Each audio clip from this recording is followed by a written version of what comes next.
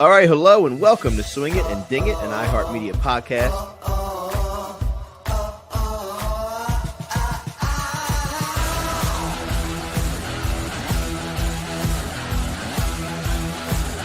Man, this is a birdie fest.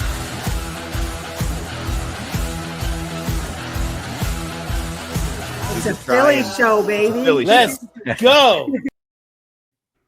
All right, let's go indeed. Swing It and Ding It, episode 230 today, brought to you by BetParks. Download the BetParks app, also buymyballs.com. We'll tell you more about that later. The fine folks over at All Access GTE for all your golf trips. The Penn Club on Second, which is the official indoor simulator of the Swing It and Ding It program. And Wear SPF. I am Harry Mays, along with Danielle Matthews. No Moose today. He might drop in from the driving range at some private club in the Dominican as he's down there enjoying Teeth of the Dog, which I guess was closed. That's why he's at a private club today. But he's down there in the Dominican enjoying his time. But we have a return guest today, and he's one of our favorites here on the show. Jason Sobel, you hear him on Sirius XM PGA Tour Radio. CBS Sports HQ. He's an ambassador over at BetMGM. You read him on The Athletic. He's one of the most revered and recognized voices in the golf media space. Jason, welcome back to the show, man. We appreciate it. Thanks so much for having me. Good to see you guys, and I appreciate it. Now, did I miss anything in your intro? Because, you have anything else Tiger you want Woods, to promote? It's a 5-minute intro. Yeah. I try to hit everything. It's getting too long. I've got too many jobs out there, but no, you nailed it. Thank you. All right. Very good. Yeah, I'm just trying to stay busy. Just don't want to have too much free time. Absolutely. All right. The PGA, Scottie Scheffler, world number one, gets major number 3, and he does it with far from his A game. A lot to get into with this tournament, but what were your initial thoughts on Scottie's performance and just the fact that, there were so many other big challengers and they just never seemed to just sort of be able to step up when he looked the most vulnerable?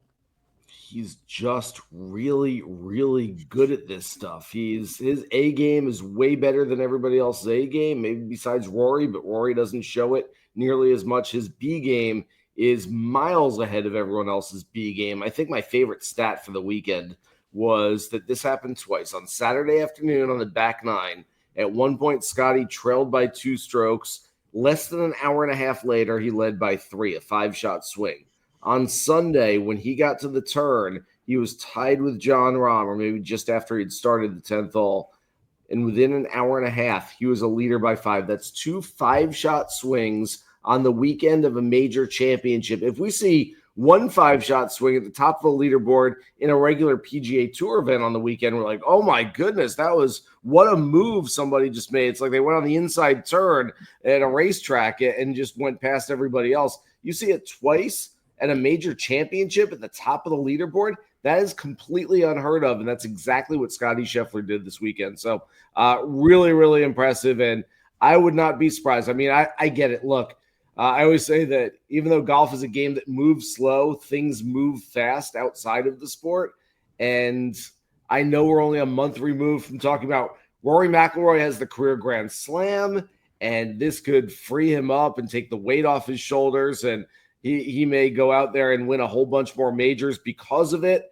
And yet a month later, we're sitting here going, I don't know if Scottie Scheffler is ever going to lose again the way he just played this weekend, the way he dominated. So I really do think that Scottie has reasserted himself as the number one player in the game, whether that was in literal name or whether it was just sort of how we were thinking after Rory started the year on a little bit of a tear. But Scottie is the best player in the world right now. Well, Jason, I read one of your recent articles that you did for BetMGM, and you were highlighting how Scottie's ability to recover from mistakes sets him apart. What makes his mental game so good, like especially under pressure of major championships? Yeah, I think if we knew that, someone would try to bottle it and tell everybody else out there.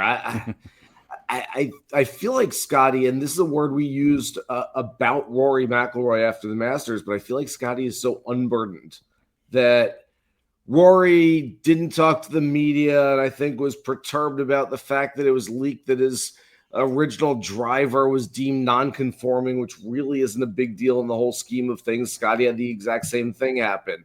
Bryson finishes, and Bryson's talking about needing to find a golf ball that goes straighter. John Rahm is talking about how hard golf is and trying to work his way through it. Scotty's like, I don't know, I went out there, I hit the ball, and I was going a little left, so I aimed further right, and that seemed to work out for me.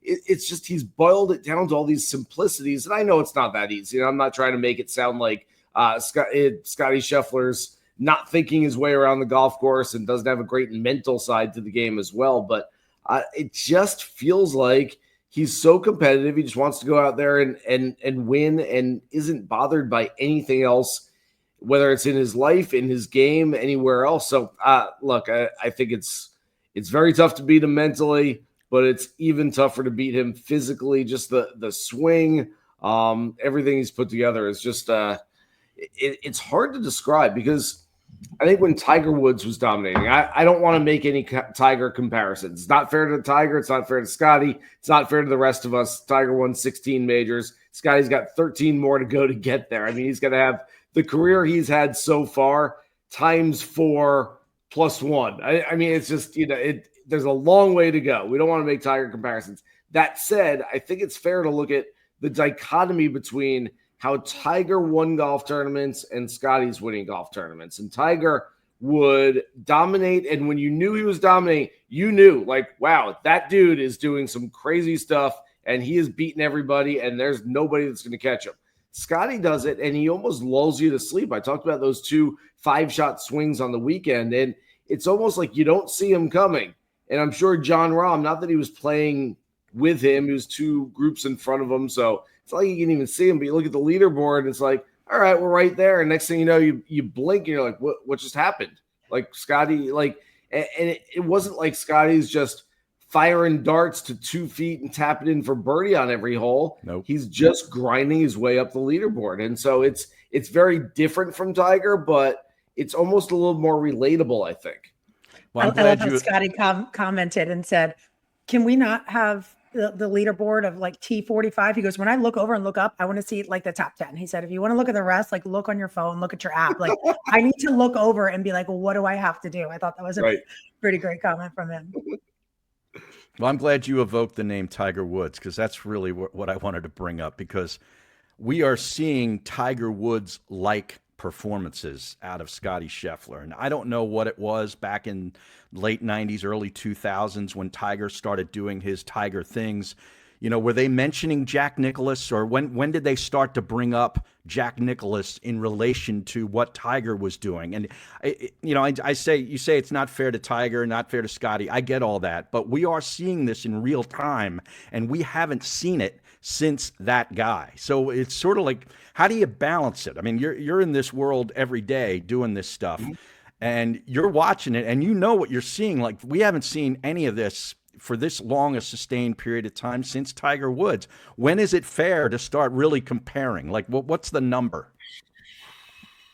It's a great question. We're not there yet. It's just, again, it's not fair. First of all, it's not fair to Tiger. Tiger's sitting at home right now, still nursing injuries, watching this podcast, obviously, saying, I can't believe, like, have you guys seen? I won 82 times. I won 16 majors. You guys, I know Scottie's really good, but you guys are going to compare Scottie to me. That's not fair. And I get it. And then Scottie's going to be sitting there listening to this podcast too, saying, come on, guys, I'm playing really well right now. I'm the best player in the game, but don't put me up against that guy. That's not fair yet. And so I know we do it. We do it in every sport. And I know that, yes, Tiger very early in his career was getting the Nicklaus comparisons, and Nicklaus very early in his career was getting the Hogan comparisons, and Hogan was getting the Jones comparisons. I'm sure he was going on Twitter back then, and everyone was saying, man, this guy's going to be the next Bobby Jones, except he's getting money for it. He's turning professional. That said, look, I think we can, it's a very fine line here. I think we can make the analogies and talk about how, they win in some similarities and some differences, and what it is between them. But to make direct comparisons, to say that Scottie Scheffler is the next Tiger Woods, he's winning like Tiger, it's really difficult. And I think we tried to do this. I think we tried to do this with Rory McIlroy over a decade ago when Rory was winning the 2011 U.S. Open and then picked off another one not too long afterwards. We're like, this guy's the next Tiger. So we tend to get into it too quickly. I get that Scotty's the best player in the world right now, but again, I talked just a minute ago about how Rory won last month, and we're talking about him being one of the greatest ever and the sixth player to have the career slam. And Rory might go win at Oakmont. And we're like, I don't know. Maybe Rory's the best player in the world. So again, things move very fast in this world. And just days after Scotty won the PGA Championship, got a third major, and it looks like he is far and away the best player in the world. A month from now, we could be sitting here saying, I don't know, there's a pretty good race at the top, and we're not sure who the best player is. Things move quicker than you would think in golf. Tiger stats are my favorite kind of stats. And so this is just a nice segue to follow up from what you were saying. But the latest, Scotty has to win 56 of his next 110 starts to catch up to Tiger's win rate through 250 starts. So yes, Tiger won 71 times in his first 250 starts. So that can kind of put that conversation to rest, right? I love that stat. That's amazing. So good. It's amazing. But you know what? Enough Scotty, enough Tiger, enough Rory for now. Give us a name of someone who's flying a little under the radar right now that golf fans or our listeners should be paying more attention to. Okay. I love this question. I'm going to go deep on you because it depends what level we want to. I could give you a top 10 type players flying under the radar. Ludwig Åberg has not played his best golf, missed the cut last week. He's going to be a generational talent. I just know it. His floor, I think, is Jon Rahm. And I think his ceiling is even higher. I'm not saying he's going to get to the Scotty Rory kind of level, but Ludwig Åberg is really, really good. That said, and where'd my note go? I've got notes all over the place. I mean, if you want to just talk about underrated players, here's, I feel like these guys are all very similar, but this is like my all glue team. If we're talking about an NFL team, like the guys in the trenches who don't get enough of the credit, but should make the Pro Bowl every year, like Max Grazerman and Ben Griffin and Alex Smalley and Jacob Bridgman and Ryan Gerard. These are all guys who, like, week in, week out, you're seeing at least a couple of those names on every single leaderboard. And yet your average golf fan is like, I don't know those guys. If you're betting on golf, if you're, looking into the odds every week, you know who they are. If you're really into it, you know who they are. If you're just an average casual fan who's watching some weekend rounds and you just know the big names, I just mentioned 5 guys you've either never heard of or couldn't pick out of a lineup. They're all really, really good players. And the PGA Tour, again, it's kind of the theme I've been talking about here, but things move pretty quickly. And the guys that 2 or 3 years ago were like, those are really good players, like, they're not playing as well as a lot of these players I just mentioned. It sounds. I love that Gracerman too. That's such a story. I've watched and followed him for a long time. To see him get his card last year was incredible. And then Ben Griffin too, with quitting golf for a little bit, coming back. Love that answer. Sounds like a great ACC All-Star team from back in the day. Those guys you just rattled off there. Yes. This is the kind of great stuff you got to get if you follow Jason on social media at Jason Sobel Golf. You can fit 43 beers inside the Wanamaker Trophy. Now, that is valuable information for everybody that loves beer and golf. So this was a test study by Jason Duffner back in 2012 when he won at Oak Hill. The weird thing about this is that I remembered it. I went and looked it up before I tweeted it just to make sure. But I'm like, I think it's 43. And I looked it up and it was 43. And I'm like, I can only imagine, like, the human brain can only has so much capacity to hold information. So I'm like, what have I forgotten so that I could remember that the Wanamaker Trophy holds 43 beers? You talk about useless information. I wish I didn't know that, but I do know that.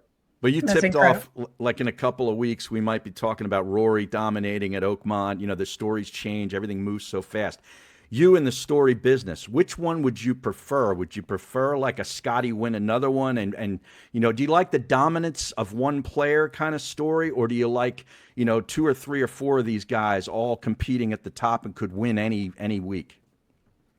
Look, I can write your story either way, and I could be okay with either one of those. I think right now, because everyone's just a notch below Scotty, that it's like, if we're here for the Scotty era, we might as well see him dominate and continue to dominate.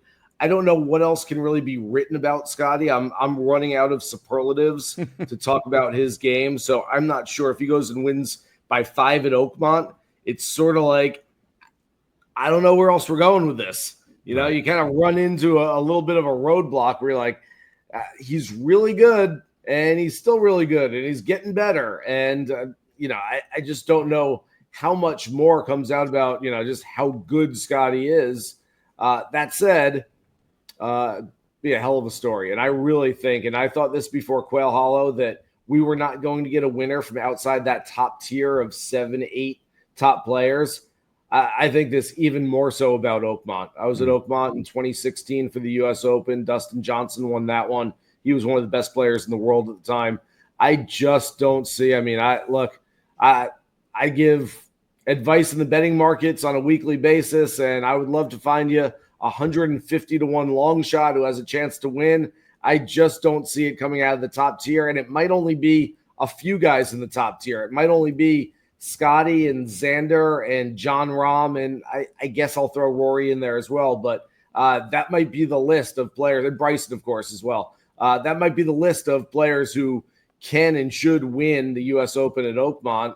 I hope it goes deeper. I think it's fun when we've got more players in the mix, but boy, it's just so tough. I spoke with James Hahn on PGA Tour Radio yesterday, and James isn't playing much golf right now, and he qualified through local qualifying and final qualifying for the U.S. Open. He got through the other day in the Dallas sectional, and he said afterwards, told us, you could put $1 on me at $1,000,000 to 1, you've got no chance. Like, I cannot win this golf tournament. Scottie is way too good. The course is too hard. I know that already. It frees me up. I can just go out there and play golf. But I think there are a lot of players that are going to come into this one. Whether you're playing on the PGA Tour or not right now, whether you're playing decent golf, you're like, I'm not beating that guy, Scottie, over there. He's going to beat me. And so, it's kind of the old Brooks Koepka thing where you're saying, a lot of guys are eliminated before you even step onto the first tee. And I think a lot of the guys are eliminated by the fact that Scottie just shows up and he's not going to play bad golf. Imagine showing up, being like, all right, I guess we'll go for second place this week. That's got to be tough, right? Really it. Jason, are you up for a little fun rapid fire, 60 seconds on the clock? What Short if I said no, Danielle? I'd do it anyway. We're gonna do it anyway. Okay, cool. Short answers, one word preferred. We're gonna get through as many as we can. 1 minute Please. on the clock. Let's do you it. Ready? All right, Yep. Starting the clock now. Who's got the best short game on tour right now? Scottie Scheffler. Hardest shot at Oakmont. Any putt. The most misunderstood part of the golf swing.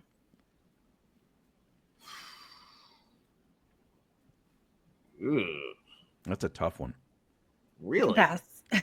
Wedge game. A guy to watch on Korn Ferry Tour right now. Johnny Kiefer. Favorite club in your bag. Oh, it's my 56. Best golf course you've ever played. Augusta National's not bad. Elevated events, make the fields larger or keep as is. Larger. Yeah. A storyline you think deserves a little more attention right now. Anything LPGA. Nobody's paying attention. One guy to bet on every week for the rest of the season. Daniel Berger. All right, that's our time. Yeah. A lot of people like Daniel Berger this Berger. week. Do you like Berger to win this week? Is that a tip? My advice this week, first of all, is to stay in the without Scottie Scheffler markets. This feels like deja vu from the CJ Cup Byron Nelson 3 weeks ago. Scottie playing in a less than elite level field in his home state. I want no part of Scottie at plus 225, and I want no part of anyone else against Scottie. I call it the Scottie Scheffler conundrum in the betting markets. Like, you don't want to bet him at such a short number, but you don't want to bet a whole lot of other guys because they're probably not going to beat him. So I love the without Scottie market this week. Berger I like this week, not as much as I've liked him in other weeks, but yeah, I've got him in my BetMGM preview for a top 5 this week. I like Aaron Rye. Watch out if you want big numbers, and we've seen 5 players in the last 6 Charles Schwab Challenge events at 50 to 1 or bigger pre-tournament. Eric Cole, Tom Hoagie, Andrew Putnam are some names out there that can play well this week. But again, I want to avoid Scottie at all costs.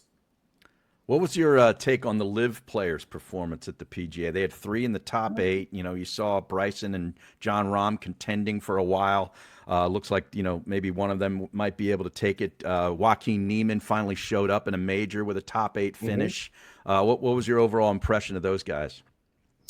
I think the live players are starting to separate themselves from the guys who really want to show up those 4 times a year when everybody's watching and everyone's paying attention to them, and the guys who are not really motivated to go play their best golf. And I think that it's these 3 guys, really. It's Bryson, it's Rahm, and I do think Niemann's a really good player. He's shown it more on live than in the major championships, but I'll give him credit for the top 10 this past week, and I think he's coming along. I think he's going to be a good player for a really long time, and I'm not really writing off Brooks Koepka yet, but boy, he has looked really disinterested at the first 2 major championships of this year. So we're seeing some separation there. I don't agree with the Brandel Chambly assessment that these guys didn't hang with Scottie Scheffler and didn't give themselves a better chance to win because they play on live and because they're not being challenged on a regular basis. Look, we could say that about Rory McIlroy. You would say Rory hasn't been challenged on the PGA Tour. That's why he finished in 47th place. You wouldn't say Justin Thomas and Ludwig Åberg missed the cut because they're not playing in bigger events. It's just a weird sentiment to say that the live players who were right there, who are the guys that at least were closest to Scottie Scheffler, aren't getting the kind of reps that they need because those guys played really well. So I have nothing bad to say about them. They're showing up at the major championships. Scottie's just really, really good. They didn't happen to win this time, but it would not shock me to see Bryson or Rahm win either of the next 2 major championships. Perhaps Bryson at Oakmont. I do like Rahm at Royal Portrush, so we'll see what happens. Yeah, Jason, it was great to see Rahm up there. Oh yeah, Harry had that going in our group text. He's like, Rahm. I knew he was going to show up. Yeah. Jason, we like to always ask, who should we have as a guest on our podcast next? Oh my goodness, you should have Scottie Scheffler on. Yeah. Oh yeah. You want to text him for? Yeah, let me see what I can do. Who should you have on? That's a great question. I need from media, a player, whoever you think, just is any that are doable. A good interview gives us some good. You know what? I will go back to those 5. You asked me for the 5 players to watch out for. I will go back to those 5. Gracerman, Griffin, Smalley, Bridgman, Gerard, just because I have it written on my index card right here and it's sitting in front of me. But I think I've interviewed all 5 of them. Yeah, I think I've interviewed all 5 of them on PGA Tour Radio. They're all really good. Ryan Gerard came on with us. It was the Mexico Open, I think. In any case, what time do you grab these guys on a tournament week? What's an appropriate time to interview somebody who's in the field that week? Monday night, Tuesday. I have found that for as much as, Danielle, you know this, being around the game, but I found that for as much as yes, tournament golf is important and these guys are busy, that they're also just playing golf.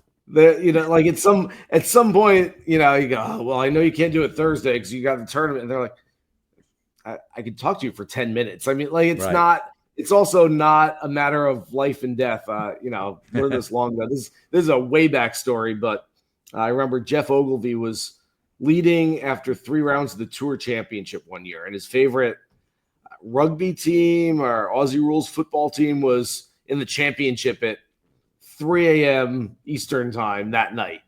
And the reporters were asking, well, what are you going to do? I was going to set my alarm for 3 a.m. I'm going to watch for 2 hours. I'll go back to sleep for a few hours. I was like, isn't that going to disrupt your sleep? And isn't that going to do this for you? I'm just playing golf tomorrow. It's not overcomplicated. Right. I can wake up for 2 hours in the middle of the night, watch my team go play. What are we talking about here? And I don't know. That just kind of shined a light on it for me. Now, granted, he didn't win the next day, so I maybe shouldn't do that. Maybe you should have stayed asleep. Yeah, but at some point, I mean, I know we try to give everything this gravity, and they're playing a big professional golf tournament. You can't. at some point, it's just they're going out to play golf the next day, and it's important, but it's not the most important thing in the world. And they're just people. Basically, Scottie's mentality, like he says, we go home. I don't talk about golf. We act like we're in high school. Like maybe that's the sauce we got to bottle up, like you were saying.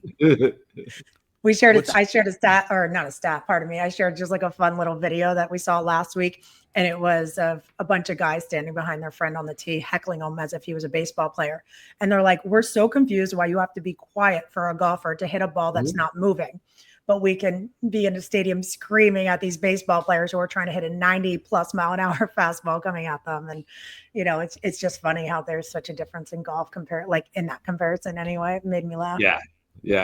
At my club, look, if someone's not talking while you're hitting, you're like, what's wrong? Why are you guys so quiet? Right. We're always talking. You just kind of get used to it. I mean, I get that, like, if somebody yells out in the middle of your backswing, like that can kind of, catch you like you're on the downswing. That's why I've always said, if I'm playing 16 at TPC Scottsdale during the WM Phoenix Open, I'm going like this to the crowd. I'm like, everyone make some noise. So that way the one idiot who yells in the middle of your downswing gets drowned out by everybody else. And it's not really a big deal. But if you tell everyone, like, be quiet, everybody, I've got to hit a ball, one person yells out, and then it's going to wreck your swing. Yeah, so. Tiger's dad jingling the change all the time and making disruptions. Yeah.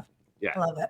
Hey, Jason, before we let you go, I have to ask you about your impression of the Cricket Club a few weeks ago for the Truist, and what you thought about that as a venue. Yeah, I loved it. I played Cricket Club a few summers ago. I'm lucky enough to have some good friends in the Philly area where you guys are, and I thought it was a terrific venue, and I played.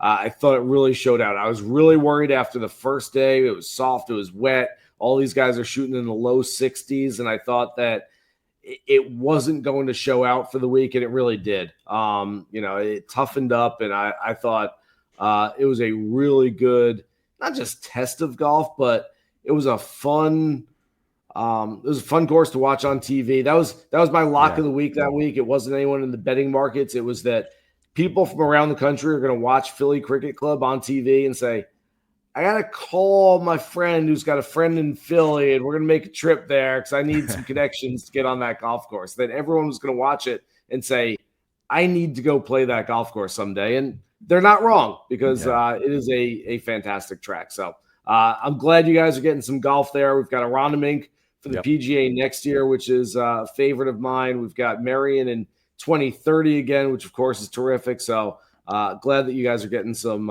big-time golf the next few years. Yeah, very good. It was cool to hear the players say that they enjoyed playing that type of golf course because they don't get to play in tournaments on that type of old school track anymore, very often at least. Yeah, that was cool. No, this week we'll see another one in Colonial, but they're too few and far between. And look, there was a lot of criticism of Quail Hollow last week, and I know a lot of people are like, this isn't a major championship venue. This is a PGA Tour stop, and we see it every year. Look, I get the criticisms. I will defend Quail Hollow a little bit. I like the golf course. I thought it played well.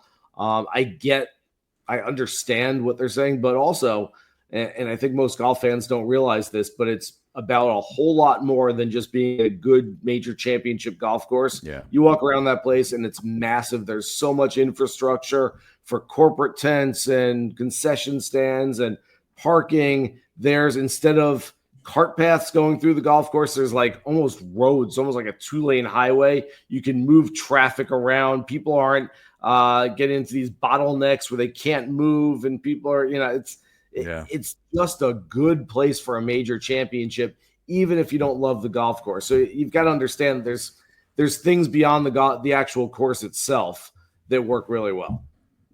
Yeah, I totally agree. Listen, man, we appreciate it. Look forward to touching base with you again down the road. At Jason Sobel Golf on social media. He's great. Listen to him every day on PGA Tour radio, and follow him on BetMGM. Gives great betting advice, fantasy advice, and everything. Thanks so much, man. You got it. Thanks, guys. Appreciate you having me. Thank you. All right. We'll take a quick time out. Be back with a whole lot more right after this. All right, we're back. And thanks again to Jason Sobel. He's so good. You can go anywhere with him in the game of golf. But now we're going to go down to the Dominican Republic, and we are going live to a private club on the DR with Moose and his boys, enjoying a great couple of days down there in the sun. And give us an update. Where are you at, and how's it going? Just started round 2 of our competition at La Romana. Played dive 4 yesterday. It was amazing. There Awesome. goes Big Poppy, the famous caddy from the Dominican Republic. Some of the boys. Let me give you a little shot of Greeny coming up here on the green from a bunker. Oh, I love the nice. golf Good voice that we have right now. Oh, he's live. Little long, but he's good. And I'm going to take you guys through a live putting demo here and see if we can make something happen. Okay. Are you going to do a one-hand stroke, or are you going to have someone else hold the camera? What are we going to see here? Yeah, Is I'm this gonna for have birdie? I'm gonna have somebody hold the camera. This is for birdie, actually. I'm This right for off the birdie. green here. Oh, nice. You're going to putt it? Just Okay. off the green. Yeah. Just off the green. We got green in here. Back to the other side. Let's see what we can do here. So Greeny went from the bunker over to here. Good shot. Now he's on the green. All right. That's trouble. That's trouble. That's Uh-oh. trouble. This looks like my hole in the competition here. Looks like my hole. Now, who's your teammate? Is it you and Greeny in this one? Me and Greeny. It's a 4-on-4, so it's two different matches. But Two different games too. Now you're on the fringe there, right off the green. Are you using your putter, or are you going to use like a wood? How are we putting this? yeah, I'm gonna putt. I'm gonna rely on my caddy here, Big Poppy, to tell me where to put this. And he usually does a pretty good job for me. But I'm gonna have Greeny come take the camera All right. and tell you some things. See if we can make this work here on Is live. Greeny going to narrate for us Greeny, would you be so bold to come and give us your best gym watch me dance bang voice? this birdie putt live? Greeny, how we feeling? All right. You're gonna have to hold it out this way though. Like, you know what I mean? Hey, Greeny, we're you're going to gonna need turn you're gonna we have to need turn your the phone best around. Okay, Nance yeah, voice. sorry. Take us through this. I got the earbuds in, so I don't think you're gonna be able to hear Greeny, but Oh, okay. That's all right. Well, you can narrate us through your own. yeah. They told me I gotta be a little bit outside, maybe about 2 feet. You listen to Big Poppy, the caddy. You don't ask any questions, you just listen to the man. Whatever he tells you to do, you do. Follow him up. Get up there.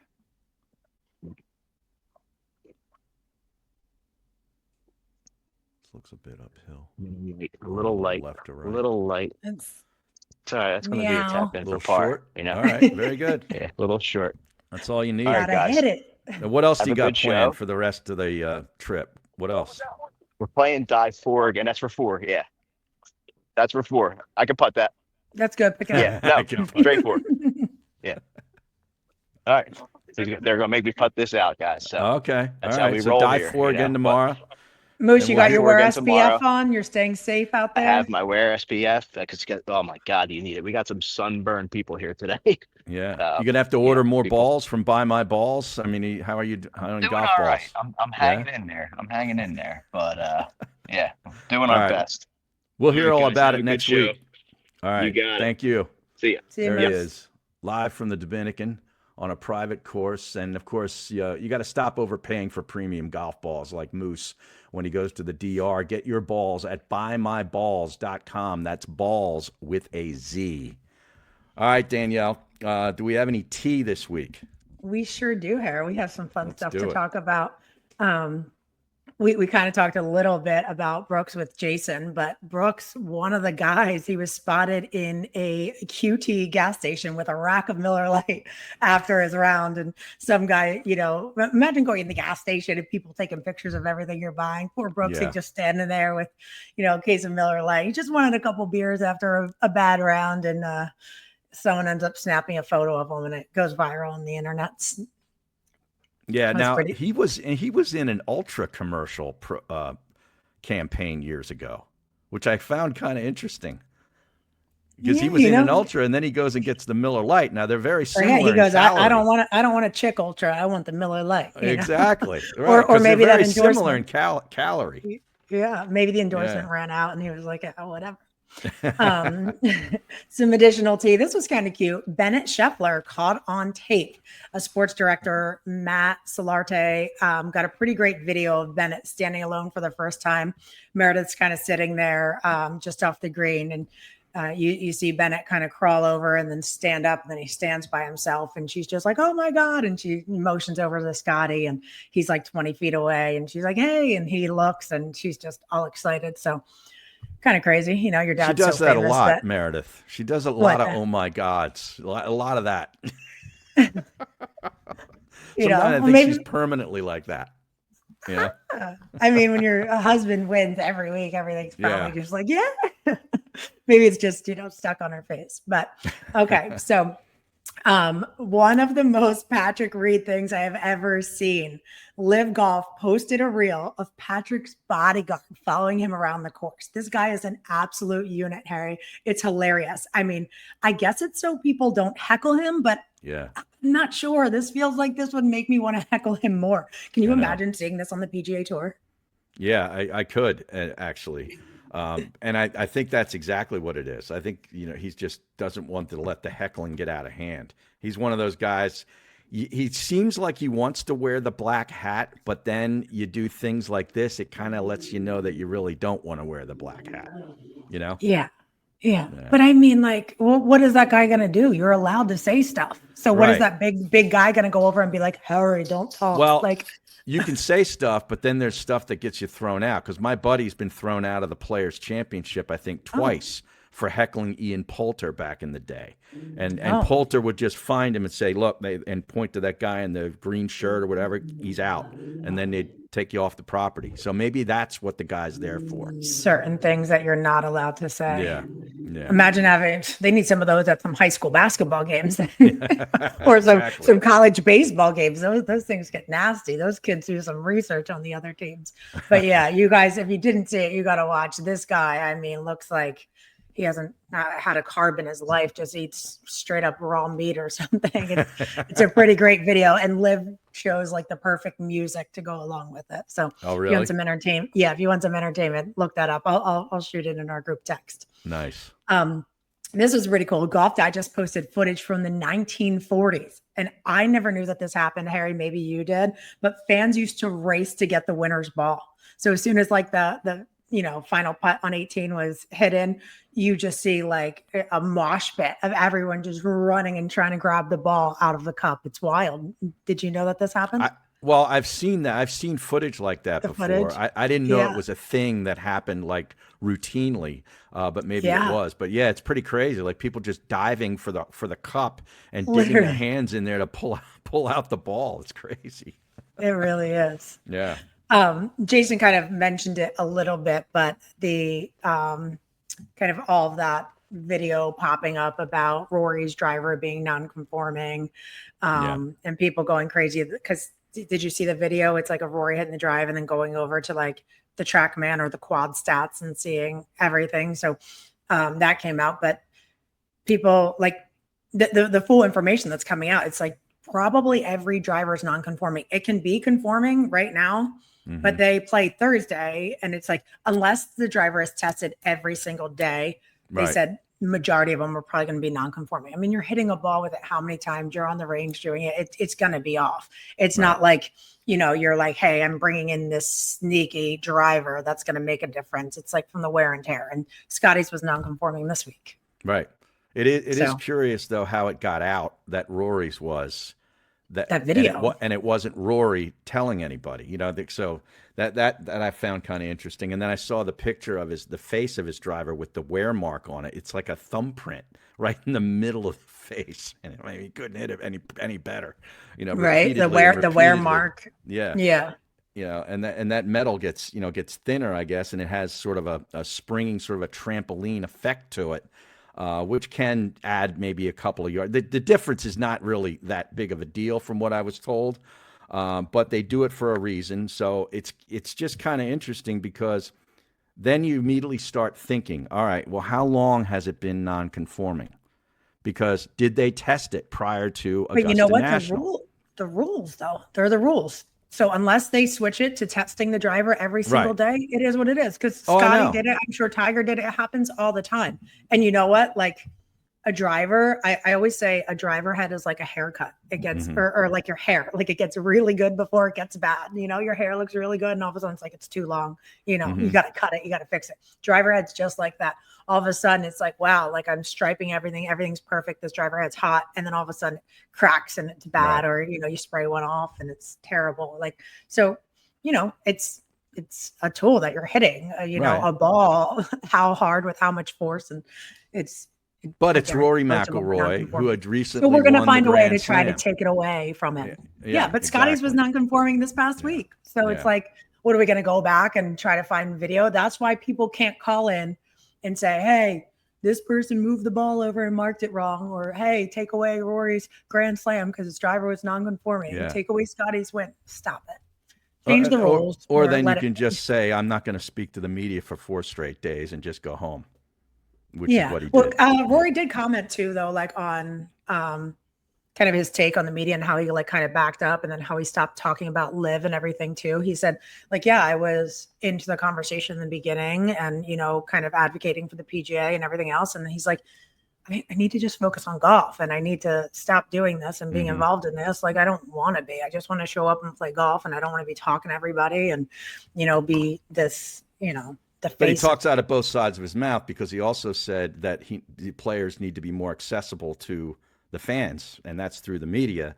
And then he just walked away for 4 straight days. So a guy like him in his position cannot do that. It's that simple.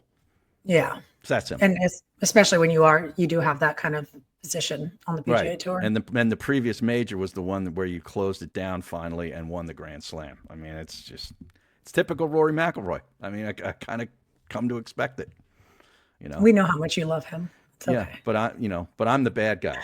You know. So anyway, any more tea?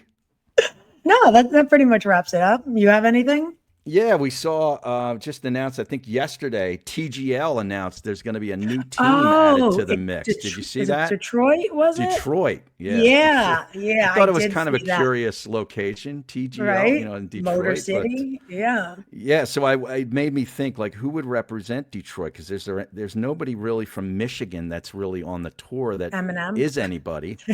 Like, you have to go back to Walter Hagen, of course, the great Walter Hagen. Horton Smith, who won the first Masters, was from Detroit area in Michigan. And Calvin Peete, who I think won 12 times on the PGA Tour. Terrific African-American player, hailed from Michigan. Those are the only 3 names I could come up with. Yeah, nobody. The only thing I can think of is like that tournament up there is Ricky Fowler. The Rocket Mortgage was Ricky Fowler. Ricky. Yeah. So that's like the only thing that I could like pull in. And I'm wearing orange, so I must be right. Right. No, I'm with you. I can't think of anybody that would be on that team, but not everybody like is fully like associated with that city that they're from. No, so but it is a weird city choice for sure, because you could have done like Texas. You could, you know what I mean? Yeah, like, TGL Dallas, like South Carolina. Yeah. You know what I mean? Yeah. Yeah. So we had that, and we had Bryson saying that he's developing a new golf ball. Did you catch that? Yeah. He's still working on his irons too, which he kind of hit poorly throughout the PGA Championship. So he's working on that, and then he's working with the manufacturer to eliminate the side spin with the golf ball. Which is interesting, because I remember, I mean, I don't even know how many years ago this was. This has got to be like 10 years ago, the whole like soaking the balls in Epsom salt in the bathtub to see which ones are good. I mean, this guy's he won't stop with dialing in the tinkering and then dialing in the equipment and seeing like, you know, imagine, you know, soaking your balls in a bathtub with Epsom salt to see which one. I have soaked my balls in the bathtub, but not my golf balls. Adios míos. Yeah. Harry, stop overpaying for premium golf balls. Exactly. Buy my balls with a Z.com. But then I looked at the Ryder Cup standings after the PGA, and you got the 6 that guys that are locked in at this point, which of course is Scottie Scheffler, Xander Schauffele, Bryson DeChambeau, Justin Thomas, Colin Morikawa, and Russell Henley are the first 6. And then you get the next 6, which may or may not get picked. Some of them will, as captain's picks. And listen to this group of names. Harris English, who has a win this year. and he had a good performance in the PGA, especially on Sunday. Maverick McNeely, Oh. Novak, who we like on this, Harmon, JJ Spawn, and Patrick Cantlay. Now, no disrespect, but I can't imagine a Ryder Cup team that includes JJ Spawn. I just can't seem to get my arms around it at this point. But there's no Wyndham Clark, no Max Homa, no Jordan Spieth, no Tony Finau. These are guys that have been on past Ryder Cups, some of them a couple of Ryder Cups. And right now, JT? Keegan Bradley is out of that mix unless he decides to put himself into the mix. So it's pretty interesting to how this is going to shape out for the next couple of weeks, until we get to August. Which are any of those guys that I mentioned at the end that aren't a part of it going to step up and, sort of grab hold and make it an easy captain's pick for Keegan Bradley? Yeah. Well, I mean, definitely the next couple of weeks are going to be, crucial in seeing like how somebody performs. But yeah, I'd like to see how somebody steps up. I mean, Sobel shared those 5 names with us that are constantly up there. I like, that's the thing, unless you really do know golf and are into it and watching it each week, like Ryan Gerard. I mean, his play lately has been silly. Ben all the time. He's always up there, top 10, 15. It's wild. Max Gracerman too. What a year he's had. Sneakily just, popped up there. I think he finished like T2 or something the one week. And then from there, he's just still trending week by week. And he's just 4 or 5 of those guys he named that are just flying under the radar. That'd be cool for somebody like that. But it's like, I don't know. I feel like sometimes the captain's picks are almost like the names, oh, let's pick a JT or, let's pick somebody just to, to be part of the, the boys club and somebody who's done it already. But it would be cool to see one of those newer kind of rising guys that are flying under the radar be on there. If you could pick, if you were the captain, Heron, you could pick one guy, who would you add to it? One of those not in the first 6. I would put, I'd put Harmon in there. Yeah. Because he's such a competitor, and he has a win this year. He is playing really well. He's one of the guys I kind of like this week, too. He's won a major, and he's just a gutty competitor, man. I know the waggles drive me nuts, too. It drives Moose nuts. But the guy is really good when it comes to one-on-one. He's sort of like one of those, pardon the pun, because he went to Georgia. He's like a bulldog. He's like when Kevin Kisner was playing well back in the day. Kisner was a great match play player. Didn't hit it very far, didn't do this or that very well. But, man, when it came to mano-a-mano, he was so tough to beat. I kind of look at Harmon the same way. And that's what it is. You need somebody in match play that has, ice in their veins. And when it comes down to us, like, that's gonna, play hard, because it's a different format than the week-to-week golf. And there's some guys even in that 5 that we named that I would be like, maybe not, because I've seen it when it comes down to the stretch that they can't close. Right. Yeah. All right, the PGA Tour champions had their first major of the year last week in Alabama at the Regions Tradition, and Angel Cabrera took home the crown. He won his second Champions Tour title in 29 starts. It's his second one this year as well. 20 under par to take his first major on the PGA Tour Champions. It ended in a Monday finish and played the final 3 holes on Monday. He made birdies on 16 and 18 to edge out Jerry Kelly by 1 shot. And, of course, the PGA Tour and the U.S. Open are going to Oakmont this year, and that's where Angel won his U.S. Open back in 2007, and then later went on to win the Masters in 2009 for his 2 majors on the regular tour. So, guy spent time in a jail cell and then goes on to win a major. Scottie Scheffler spent a very brief time in a jail cell last year and went on to win another major this year. How about that? Harry. Oh, my goodness. Hey, he had the orange suit on. That's all I'm saying. Okay? I was the trying to force that whole agenda. And everyone's like, Nike made all their players wear orange this week, and it's the jumpsuit, and Scottie should wear the jumpsuit and so show up. It's like, all right, let's beat something to death and just be like, hey, let's keep saying something about Scottie in jail. It's funny. All right, we got to take a look at this week's event, which is the Colonial. It's sort of like a deep breath. an exhale on the tour because we had the Truist, of course, with the elevated event. We were very involved locally here with that event at Cricket Club. And then you get a major championship. And now it's like the week in between a major and then another elevated event when they go to Memorial next week. And then the for U.S. Jack's Open. event. And then the U.S. Open is 2 weeks after that. So busy time in the world of golf. The course, of course, brought to you by the Penn Club on 2nd. Colonial Country Club, an old classic layout, par 70, 7,289 yards, designed back in 1936 by the great Perry Maxwell. Since then, in 2023, they did a renovation by Gil Hance and Jim Wagner. And the greens are bent grass, pretty small in size, averaging about 5,000 square feet, which is small for the PGA Tour. I would kill for that average size green, though, by the way, for my everyday golf. They're going to be stimping at anywhere between 12 and 13, so very fast greens. The collars, approaches, and fairways and rough are all Bermuda grass. The rough's going to be about 2.5 inches. There's 64 sand bunkers, 4 water hazards, and it's in play, that water, on 6 holes. Water source is, of course, the Trinity River, which runs along the 5th fairway. And the average fairway width is 25 to 30 yards, so a pretty tight place, smallish greens. Great iron players are at a premium here. There's only 2 par 5s. So it's hard to, go really low on this golf course. 1 and 11 are the par 5s. The 11th measures 640 yards. And there's 4 par 3s at 4, 8, 13, and 16. 3 all approaching 200 yards. And then the number 4 gets up to about 248, 250 yards. So that's a big par 3. And that's part of the horrible horseshoe. It's not the Green Mile this week. It's the horrible horseshoe, which is 3, 4, and 5. Which horseshoes around the driving range.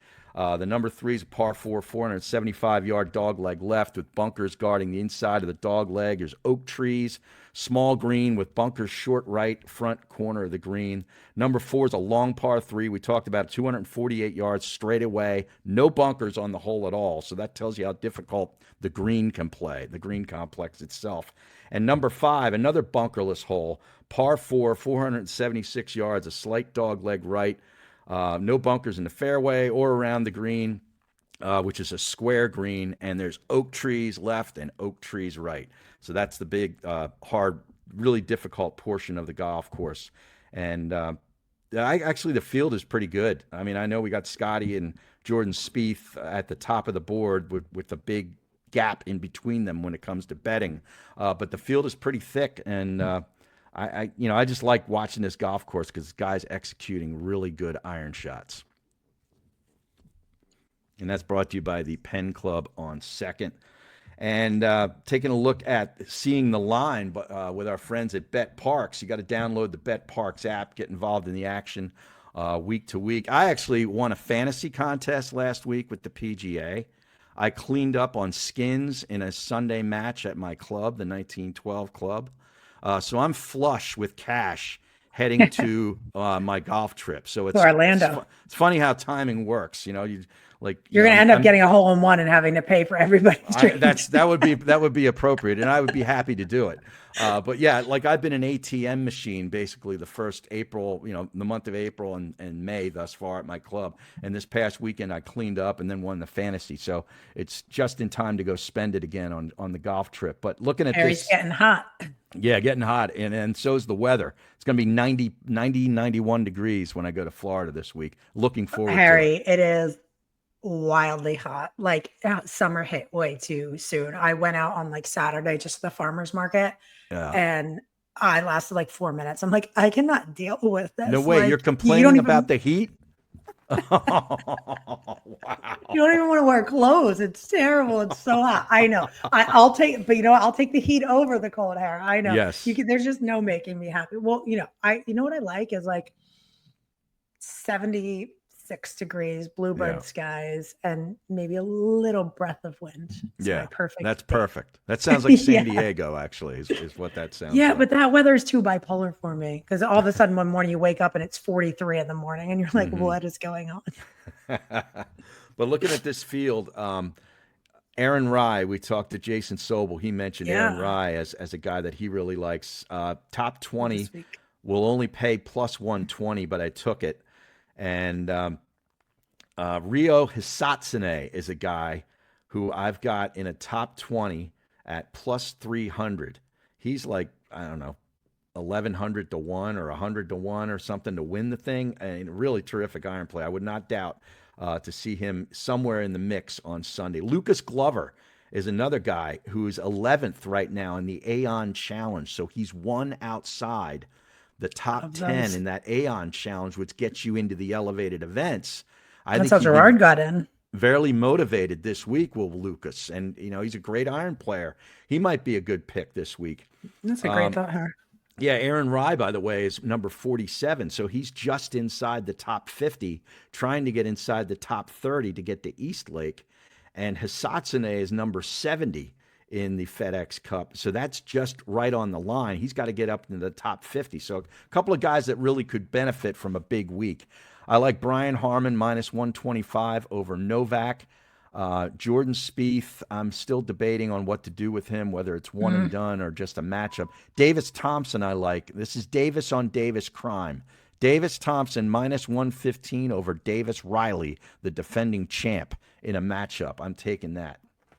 So hopefully Glover can show up this week. Yeah, I like that thought. Especially being 11, he definitely needs to. He's going to be working, trying to focus to get something to move into that. Where's he have to finish? To get into that? I don't know, but one thing's for sure is he's got to get that putter working. That's the one thing that if he putts well, if he putts better than average, he's going to place well because he does everything else terrific. He finds fairways and he hits great iron shots.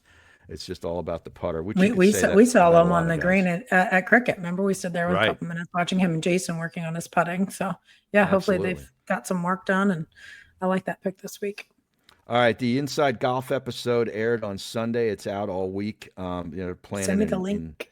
in replays. I have not seen it yet. It's sort of like getting a tape of me doing a radio show. I never used to go back and listen to them. So it's kind of. You want to watch this? I don't know if I want to watch it. I do. Our listeners do. Well, then give watch us a link. it and give Send me me your the take. link. Yeah, I will. I'll give you feedback. Right.